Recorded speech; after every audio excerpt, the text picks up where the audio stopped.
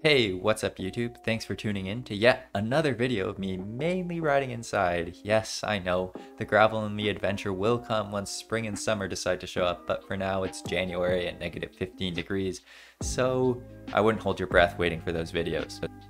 Anyways, I was lucky enough to get chosen for Cycling Canada's 2022 esports team, which will be competing in the UCI Esports World Championships.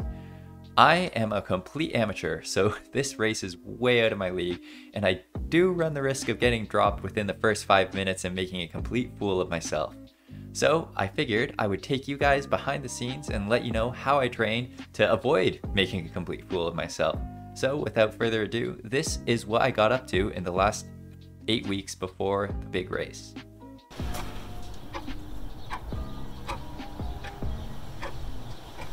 It's Tuesday night. Just finished work and have to do 2.5 hours of easy zone 2 riding.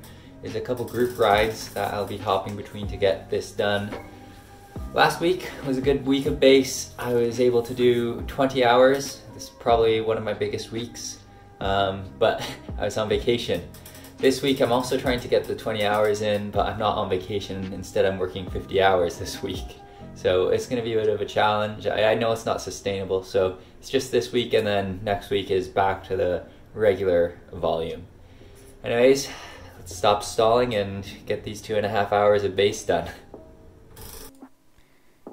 One of the great things about doing base on Zwift is it's so time effective. So I was doing 18 hours for the second week of base, and I only had 10 minutes of coasting. Whereas if I look at another 18-hour week I did outside, I had 2 hours of coasting. So it's only really 16 hours of pedaling.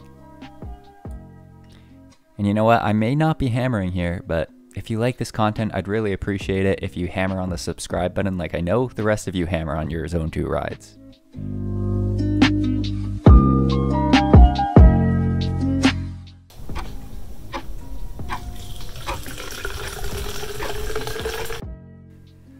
Those 2 weeks of base were pretty successful, and I was quite disciplined, if I do say so myself, so I'm going to spend the next 2 weeks indulging in some racing.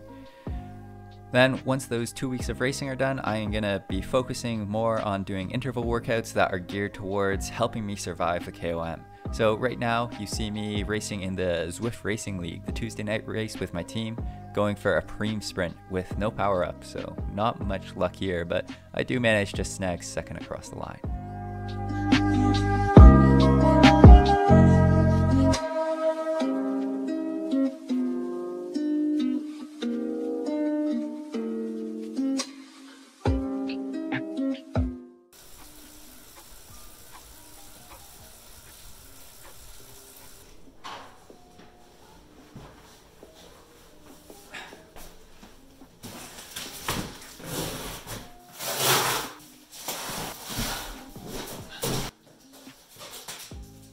Well, it's an exciting day. I finally got my kicker for the World Championships.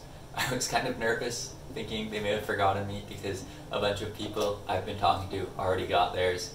So I'm just going to swap out the cassette and swap it for my Neo, and going to be training on the kicker now, until the World Championships at least, so I can get used to all the quirks of this trainer.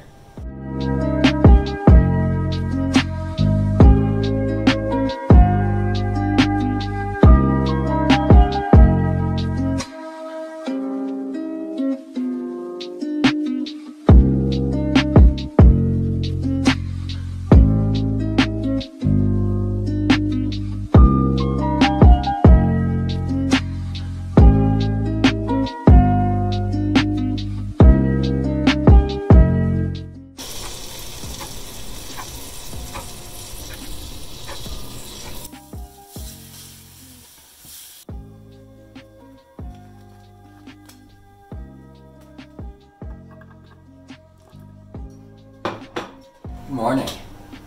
This is one of the nice parts about working a West Coast job while in Toronto, is I get to enjoy my mornings and have some luxurious breakfast compared to what I normally would have. So before I start work day, I'm going to just be building up the interval set that I'm supposed to be doing today. Probably do it over lunch, so then I can race in the evening doing the Restart Racing Thursday Thumper, my team's race.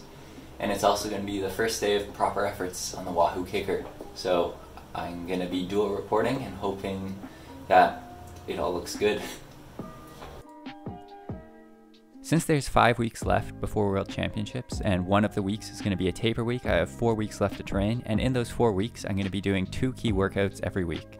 So the 2 key workouts are, firstly, a over-under interval set, and then secondly, just a classic sweet spot effort. The idea behind the over-under workout is I want to accumulate as much time as possible in these really high intensity zones, which the climb is likely going to be climbed at during the World Championships. And I find that these over-under workouts are the most effective way for me to actually accumulate this time. The workout I'm doing is 50 seconds on and 40 seconds off, and as I go through the weeks, I'm going to reduce the length of the recovery from 40 seconds down to 30 seconds and so on. And then I do that 8 times and then 3 reps of that. So I have a picture up on the screen that you guys can see. Probably explains it better than I do. This style of workout has treated me really well in the past and has actually helped me push through plateaus and reach all new levels of fitness that I didn't think were possible. So I hope this time is the same. Anyways, this video is getting a bit on the long side now, so I'm going to cut it there, and I'm going to post another video maybe a couple days before the actual World Championships to let you guys know how the rest of my training went. So if you want to see that video, don't forget to subscribe, and if you guys have any comments or want to give me some encouragement, which I'll probably need since the next couple of weeks of workouts are going to be pretty hard, just leave a comment below and I'll read them all. Thanks. Have a good one.